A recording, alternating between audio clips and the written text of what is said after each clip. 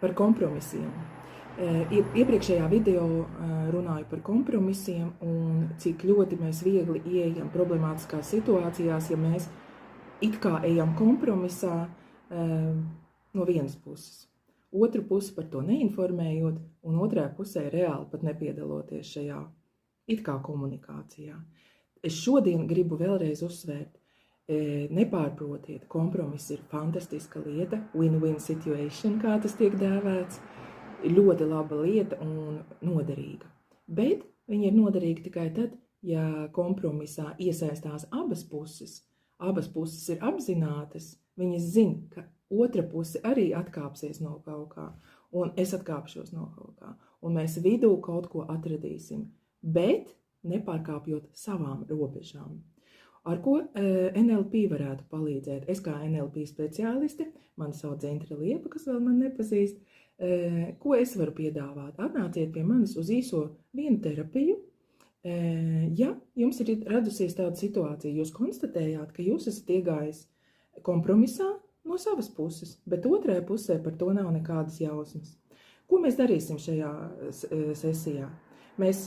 Protams, mēs nerunāsim, kā jūs jūtaties. NLP ar to nenodarbojas. NLP nodarbojas ar jūsu attieksmi pret situāciju un kā šo attieksmi mainīt. Un būtībā tajā brīdī, kad tu maini attieksmi, tu maini savu identitāti konkrētajā situācijā, un tev rodas jauns resurss. Tev pašam, es nekad neieteikšu kādam kaut ko konkrēti darīt. Ej taču tu no viņa prom, vai piecert kājiņu, vai sit dūri galdā. Tā nē, mēs to nedarām NLP. Mēs pastrādāsim ar tavām smadzenēm, ar taviem neiro līmeņiem, un viņi paši atradīs tev resursu. Jo mēs atbrīvosim kaut kādus enerģiju, kas ir saķērusies tavos psihikas līmeņos, ir izveidojusies kaut kāda disonance viņu starpā. Mēs to atķibināsim vaļā.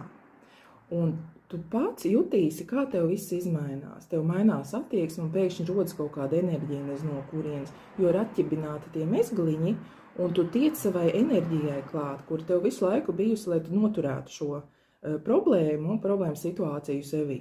Un pēkšņi tev ir tas kā sprādziens uz augšu un aiziet, un kaut kas notiek, un kaut kas mainās.